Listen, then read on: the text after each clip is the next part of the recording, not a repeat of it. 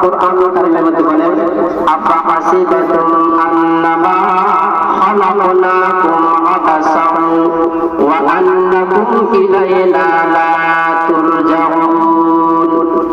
রব্বে কারীম ডাকতে বলেন, এ মানুষ, তোকে আমি অনর্থক বানাই নাই, অকারণে বানাই নাই, তোকে নিষ্প্রয়োজনে বানাই নাই, বেফায়দা বানাই নাই।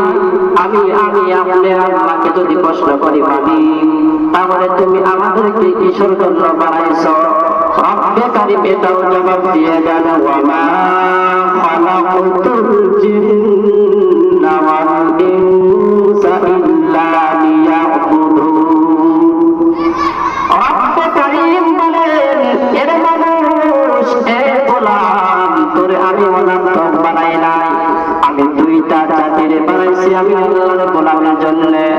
রব্বে কারীম আল্লাহ বলেন না আসমান আমি গোলামের জন্য বানাইছি, জমিন আল্লাহ বলেন নাই জমিন আমার গোলামি করবে, আসমান আল্লাহ বলেন নাই আসমান আমার গোলামি করবে, গাছ আল্লাহ বলেন নাই গাছ আমার গোলামি করবে, আল্লাহ তাআলা ওই চন্দ্রকে বলেন নাই চন্দ্র আমার গোলামি করবে, আল্লাহ সূর্যকে বলেন নাই সূর্য আমার গোলামি করবে।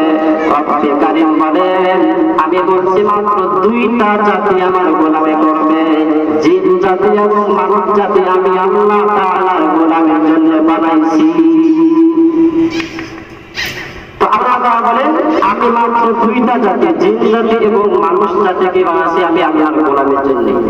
আর যে সাত আসমান সাত জমিন বানাইছি মানুষের গোলামের জন্য। সুবহানাল্লাহ।